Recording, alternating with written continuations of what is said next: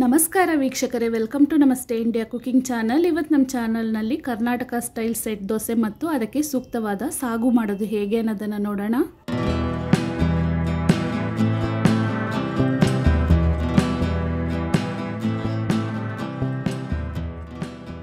ಒಂದು ಪಾತ್ರೆಯಲ್ಲಿ 3 ಕಪ್ಪಷ್ಟು ದೋಸೆ ಅಕ್ಕಿಯನ್ನು ಹಾಕ್ತಾ ಇದ್ದೀನಿ, ಅಂದರೆ 3/4 kg.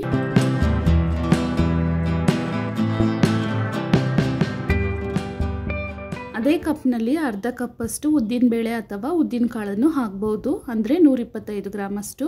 ಇದರಲ್ಲೇ ಇವಾಗ ಅರ್ಧ ಟೀ ಸ್ಪೂನ್ ಮೆಂತ್ಯ ಕಾಳನ್ನು ಹಾಕಿ 4 ರಿಂದ 5 ಬಾರಿ ಚೆನ್ನಾಗಿ ತೊಳೆದು ಅಕ್ಕಿ 2ರಷ್ಟು ನೀರನ್ನು ಹಾಕಿ 6 ಅವರ್ ಇದನ್ನು ನೆನೆಯಕ್ಕೆ ಬಿಡಬೇಕು. ಅಕ್ಕಿಯನ್ನು ನೆನೆಸ್ಬಿಟ್ಟು 5 ಅವರ್ ಆದಮೇಲೆ ಅರ್ಧ ಕಪ್ಪಷ್ಟು ದಪ್ಪ ಅವಲಕ್ಕಿನ ತಗೊಂಡಿದ್ದೀನಿ. ಇದನ್ನು 2 ರಿಂದ 3 ಬಾರಿ ಚೆನ್ನಾಗಿ ತೊಳೆದು ಅವಲಕ್ಕಿ ಮುಳುಗೋ ಅಷ್ಟು ನೀರನ್ನು ಹಾಕಿ 1 ಅವರ್ ನೆನೆಯಕ್ಕೆ ಬಿಡಬೇಕು. 1 ಅವರ್ ಆದಮೇಲೆ ಈ ರೀತಿ ನೆಂದಿರುತ್ತೆ. ಅಕ್ಕಿಯನ್ನು ನೆನೆಸಿಟ್ಟು 6 ಅವರ್ ಆಗಿದೆ. ಇದನ್ನು 2 ಬಾರಿ ಚೆನ್ನಾಗಿ ತೊಳೆದು ನೀರನ್ನು ಚೆಲ್ಬಿಡಬೇಕು. ನೀರನ್ನು ಡ್ರೈ ಮಾಡಾದ್ಮೇಲೆ ನೆನೆಸಿಟ್ಟಿದ್ದ ಅವಲಕ್ಕಿಯನ್ನು ಅಕ್ಕಿ ಜೊತೆಗೇನೆ ಹಾಕ್ತಾ ಇದ್ದೀನಿ. ಒಂದು ಮಿಕ್ಸಿ ಜಾರ್ನಲ್ಲಿ ಅಕ್ಕಿ ಮತ್ತು ಅವಲಕ್ಕಿಯ ಮಿಶ್ರಣವನ್ನು ಹಾಕಿ ನೀರನ್ನು ಸೇರಿಸಿ ಪೂರ್ತಿಯಾಗಿ ನುಣ್ಣಗೆ ರುಬ್ಕೊಬೇಕು.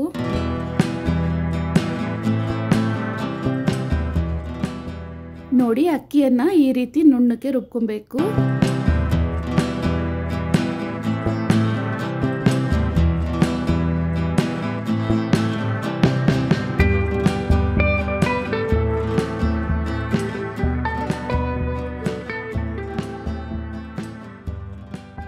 ಅಕ್ಕಿಯನ್ನು ಪೂರ್ತಿಯಾಗಿ ರುಬ್ಬಾದ್ಮೇಲೆ ಒಂದು ತಟ್ಟೆಯನ್ನು ಹಾಕಿ ಮುಚ್ಚಿಟ್ಟು 14 ರಿಂದ 16 ಅವರ್ ಇದನ್ನು ಹುದುಗಿ ಬರೋದಕ್ಕೆ ಬಿಡಬೇಕು. ಅರ್ಧ ಕಪ್ಪಷ್ಟು ಒಣ ಬಟಾಣಿಯನ್ನು ಒಂದು ಪಾತ್ರೆಯಲ್ಲಿ ಹಾಕ್ತಾ ಇದ್ದೀನಿ. ನೀರನ್ನು ಹಾಕಿ ಇದನ್ನು ಅರ್ಧ ದಿನ ಅಂದರೆ 12 ಅವರ್ ನೆನೆಯಕ್ಕೆ ಬಿಡ್ತಾ ಇದ್ದೀನಿ. 12 ಅವರ್ ಆದಮೇಲೆ ಈ ರೀತಿ ಬಟಾಣಿ ಚೆನ್ನಾಗಿ ನೆಂದಿದೆ. 4 ಲೀಟರ್ನ ಒಂದು ಪಾನ್ ಕುಕ್ಕರನ್ನು ತಗೊಂಡಿದ್ದೀನಿ. ಇದರಲ್ಲಿ ನೆನೆಸಿಟ್ಟಿದ್ದ ಬಟಾಣಿಯನ್ನು 2 ಬಾರಿ ಚೆನ್ನಾಗಿ ತೊಳೆದು ಹಾಕ್ತಾ ಇದ್ದೀನಿ. ಬಟಾಣಿ ಮುಳುಗೋ ಅಷ್ಟು ನೀರನ್ನು ಹಾಕಿ ಸ್ವಲ್ಪ ಉಪ್ಪನ್ನು ಸೇರಿಸ್ತಾ ಇದ್ದೀನಿ. ಕುಕ್ಕರ್ನ ಮುಚ್ಚಳವನ್ನು ಹಾಕಿ ಅರ್ಧ ಭಾಗ ಅಂದರೆ 2 ವಿಜಿಲ್ ಇಟ್ಟು ಕಾಳನ್ನು ಬೇಯಿಸ್ಕೊಳ್ತಾ ಇದ್ದೀನಿ. 1 ಆಲೂಗಡ್ಡೆ, 1 ಗೆಡ್ಡೆಕೋಸು, 1 ಕ್ಯಾರೆಟ್, 1/4 kg ಅಷ್ಟು ಬೀನ್ಸ್ ತಗೊಂಡಿದ್ದೀನಿ. ಇವುಗಳ ಸಿಪ್ಪೆಯನ್ನು ತೆಗೆದು ಈ ರೀತಿ ಕಟ್ ಮಾಡಿ ಇಟ್ಕೊಂಡಿದ್ದೀನಿ. ಬಟಾಣಿ ಇವಾಗ ಅರ್ಧ ಭಾಗ ಬೆಂದಿದೆ. ಕಟ್ ಮಾಡಿರುವ ತರಕಾರಿಗಳನ್ನು ಇದರಲ್ಲೇ ಹಾಕಿ ಮತ್ತೆ 2 ವಿಜಿಲ್ ಇಟ್ಟು ಪೂರ್ತಿಯಾಗಿ ಬೇಯಿಸ್ಕೊಳ್ತಾ ಇದ್ದೀನಿ.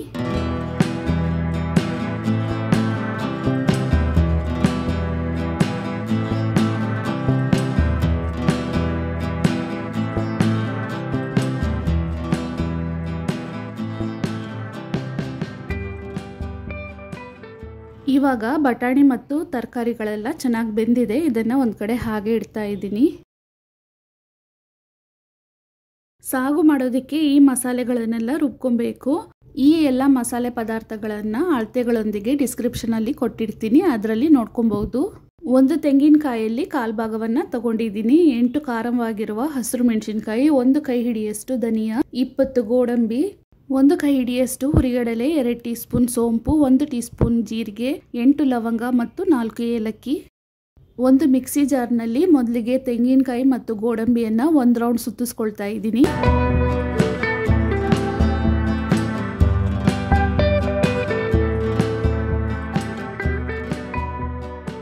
ಇದರಲ್ಲೇ ಇವಾಗ ಉಳಿದಿರುವ ಮಸಾಲೆ ಪದಾರ್ಥಗಳನ್ನು ಹಾಕಿ 1 ರೌಂಡ್ ಸುತ್ತಿಸ್ಕೊಳ್ತಾ ಇದ್ದೀನಿ.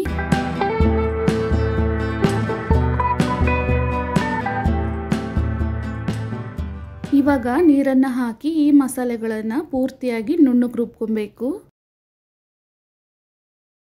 ಕಟ್ ಮಾಡಿರುವಂತಹ 1 ಈರುಳ್ಳಿ, 2 ನಾಟಿ ಟೊಮೆಟೊ, 2 ತುಂಡು ಚಕ್ಕೆ ಮತ್ತು 2 ಟೀ ಸ್ಪೂನ್ ಅಷ್ಟು ಶುಂಠಿ ಬೆಳ್ಳುಳ್ಳಿ ಪೇಸ್ಟನ್ನು ತಗೊಂಡಿದ್ದೀನಿ. ಒಂದು ಬಾಣಲಿಯಲ್ಲಿ ಎಣ್ಣೆಯನ್ನು ಹಾಕ್ತಾ ಇದ್ದೀನಿ. ಅಂದಾಜಿಗೆ 125 ml ಅಷ್ಟಿದೆ. ಎಣ್ಣೆ ಚೆನ್ನಾಗಿ ಬಿಸಿ ಆದಮೇಲೆ ಅರ್ಧ ಟೀ ಸ್ಪೂನ್ ಸಾಸಿವೆ ಚೆನ್ನಾಗಿ ಸಿಡಿದಾದ್ಮೇಲೆ 2 ತುಂಡು ಚಕ್ಕೆಯನ್ನು ಹಾಕ್ತಾ ಇದ್ದೀನಿ. ಈರುಳ್ಳಿಯನ್ನು ಹಾಕಿ ಲೈಟ್ ಕಂದು ಬಣ್ಣ ಬರೋವರೆಗೂ ಇದನ್ನು ಚೆನ್ನಾಗಿ ಹುರ್ಕೊಬೇಕು.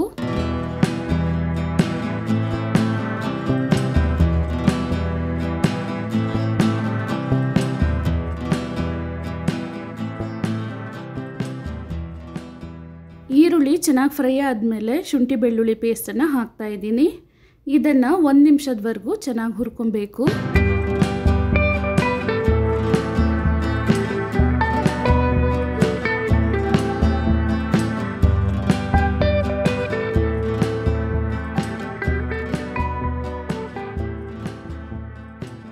ಇವಾಗ ಕಟ್ ಮಾಡಿರುವ ನಾಟಿ ಟೊಮೆಟೊವನ್ನು ಹಾಕ್ತಾ ಇದ್ದೀನಿ.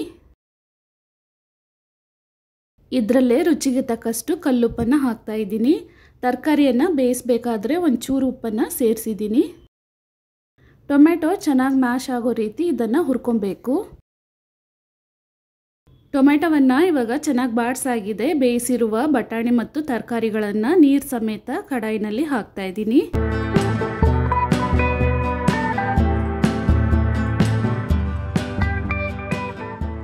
ರುಬ್ಬಿರುವ ಮಸಾಲೆಯನ್ನು ಇವಾಗ ಹಾಕ್ತಾ ಇದ್ದೀನಿ.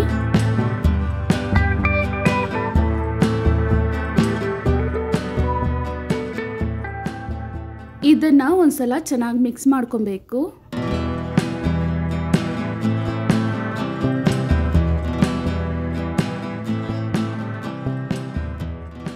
ಮಸಾಲೆ ರುಬ್ಬಿರುವ ಜಾರ್ನಲ್ಲಿ ನೀರನ್ನು ಹಾಕಿ ಜಾಲಿಸಿ ಅದನ್ನು ಕಡಾಯಿನಲ್ಲಿ ಹಾಕ್ತಾ ಇದ್ದೀನಿ. ಸಾಗುವಿನ ಹದಕ್ಕೆ ಎಷ್ಟು ನೀರು ಬೇಕೋ ಅಷ್ಟು ನೀರನ್ನು ಹಾಕೊಬೇಕು. ಸಾಗು ಗಟ್ಟಿಯಾಗಿದೆ. ಇನ್ನೂ ಸ್ವಲ್ಪ ನೀರನ್ನು ಹಾಕ್ತಾ ಇದ್ದೀನಿ. ನೋಡಿ ಈ ಹದಕ್ಕಿರಬೇಕು. ಇದನ್ನು 15 ನಿಮಿಷದವರೆಗೂ ಹೈ ಫ್ಲೇಮ್ನಲ್ಲೇ ಇಟ್ಟು ಚೆನ್ನಾಗಿ ಕುದಿಸ್ಬೇಕು.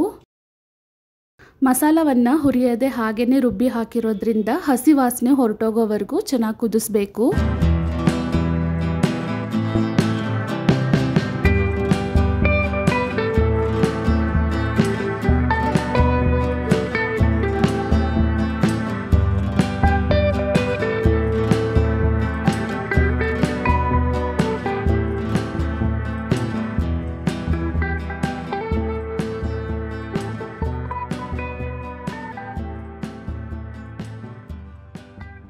ಇವಾಗ ನೋಡಿ ಸಾಗು 15 ನಿಮಿಷದವರೆಗೂ ಚೆನ್ನಾಗಿ ಕುದ್ದಿದೆ ಮತ್ತು ಗಟ್ಟಿಯಾಗಿದೆ.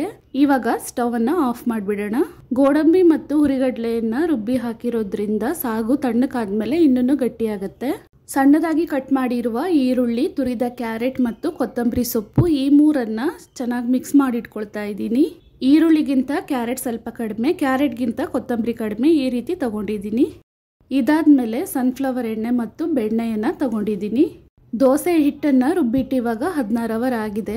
ದೋಸೆ ಹಿಟ್ಟು ಇವಾಗ ಚೆನ್ನಾಗಿ ಹುದುಗಿ ಬಂದಿದೆ. ಒಂದು ಸೌಟ್ನಲ್ಲಿ 1 ಟೀ ಸ್ಪೂನ್ ಉಪ್ಪು, 1/4 ಟೀ ಸ್ಪೂನ್ ಅಡುಗೆ ಸೋಡಾ, 1 ಟೀ ಸ್ಪೂನ್ ಸಕ್ಕರೆಯನ್ನು ಹಾಕಿ ಸ್ವಲ್ಪ ನೀರನ್ನು ಸೇರಿಸಿ ಚೆನ್ನಾಗಿ ಮಿಕ್ಸ್ ಮಾಡಿ ಹಿಟ್ಟಿನಲ್ಲಿ ಹಾಕಿ ಕಲಿಸ್ಕೊಳ್ತಾ ಇದ್ದೀನಿ.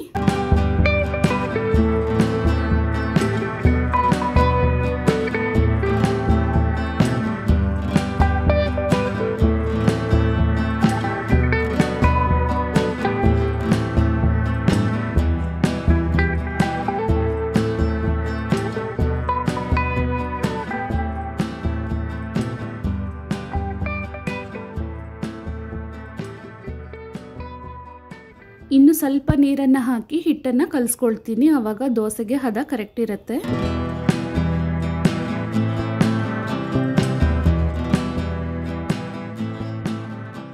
ಇವಾಗ ನೋಡಿ ಹಿಟ್ಟು ಕರೆಕ್ಟ್ ಹದಕ್ಕಿದೆ. ಈ ರೀತಿ ಕಲಿಸ್ಕೊಬೇಕು. ತವಾವನ್ನು ಮೀಡಿಯಂ ಹದಕ್ಕೆ ಕಾಯಿಸ್ಕೊಂಡಿದ್ದೀನಿ. ಇದರಲ್ಲಿ 1.5 ಸೌಟಷ್ಟು ಹಿಟ್ಟನ್ನು ಹಾಕಿ ಹಾಗೆಯೇ ಸುಮ್ಮನೆ ಸ್ಪ್ರೆಡ್ ಮಾಡ್ತಾ ಇದ್ದೀನಿ. ತೆಳು ಏನು ಮಾಡಬಾರ್ದು, ಸೆಟ್ ದೋಸೆ ದಪ್ಪನೇ ಇರಬೇಕು. ಇದ್ರ ಮೇಲೆ ಈರುಳ್ಳಿ, ಕ್ಯಾರೆಟ್ ಮತ್ತು ಕೊತ್ತಂಬರಿಯ ಮಿಶ್ರಣವನ್ನು ಸ್ವಲ್ಪ ಹಾಕ್ತಾ ಇದ್ದೀನಿ. ಹಾಕಿದ್ಮೇಲೆ 2 ಟೀ ಸ್ಪೂನಷ್ಟು ಎಣ್ಣೆಯನ್ನು ಹಾಕ್ತಾ ಇದ್ದೀನಿ.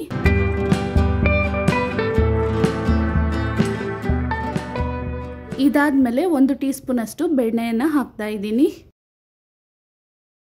ಬೆಣ್ಣೆ ಎಲ್ಲ ಕಡೆನೂ ಹರಡೋದಕ್ಕೆ ಈ ರೀತಿ ಮಾಡ್ತಾ ಇದ್ದೀನಿ, ಇಲ್ಲಾಂದರೆ ಸ್ಪೂನ್ನಲ್ಲೂ ಹರಡ್ಬೋದು. ಇವಾಗ ನೋಡಿ ದೋಸೆ ತಳಭಾಗದಲ್ಲಿ ಈ ರೀತಿ ಲೈಟ್ ಕಂದು ಬಣ್ಣ ಬಂದಿದ ತಕ್ಷಣ ಇದನ್ನು ತಿರುಗಿಸಿ ಹಾಕಬೇಕು. ದೋಸೆಯ ಮೇಲ್ಭಾಗದಲ್ಲಿ ಹಾಕಿದ್ದ ಈರುಳ್ಳಿ ಮತ್ತು ಕ್ಯಾರೆಟ್ ಸ್ವಲ್ಪ ಬಣ್ಣ ಬದಲಾಗಿದ ತಕ್ಷಣ ದೋಸೆಯನ್ನು ತವಾದಿಂದ ತೆಗೆದುಬಿಡಬೇಕು. ಇವಾಗ ನೋಡಿ ದೋಸೆಯ ಮೇಲ್ಭಾಗದಲ್ಲಿ ಈ ರೀತಿ ಇರಬೇಕು. ಒಂದು ದೋಸೆಯನ್ನು ಮಾಡಿದ್ಮೇಲೆ ಒಂದು ಈರುಳ್ಳಿಯಿಂದ ತವಾವನ್ನು ಹಚ್ತಾ ಇದ್ದೀನಿ. ಆ ರೀತಿ ಮಾಡಿದಾಗ ತವಾದಲ್ಲಿನ ಬಿಸಿ ಎಲ್ಲ ಸ್ವಲ್ಪ ಕಡಿಮೆ ಆಗುತ್ತೆ. ಮತ್ತೆ ಅದೇ ರೀತಿ ಹಿಟ್ಟನ್ನು ಹಾಕಿ ದೋಸೆಯನ್ನು ಮಾಡ್ಕೊಬಹುದು. 1.5 ಸೌಟಿಂದ ದೋಸೆ ದೊಡ್ಡದಾಗಾದರೆ 1 ಸೌಟು ಹಿಟ್ಟನ್ನು ಹಾಕಿ ಮೀಡಿಯಂ ಸೈಜ್ನ ದೋಸೆಯನ್ನು ಮಾಡ್ಕೊಬಹುದು.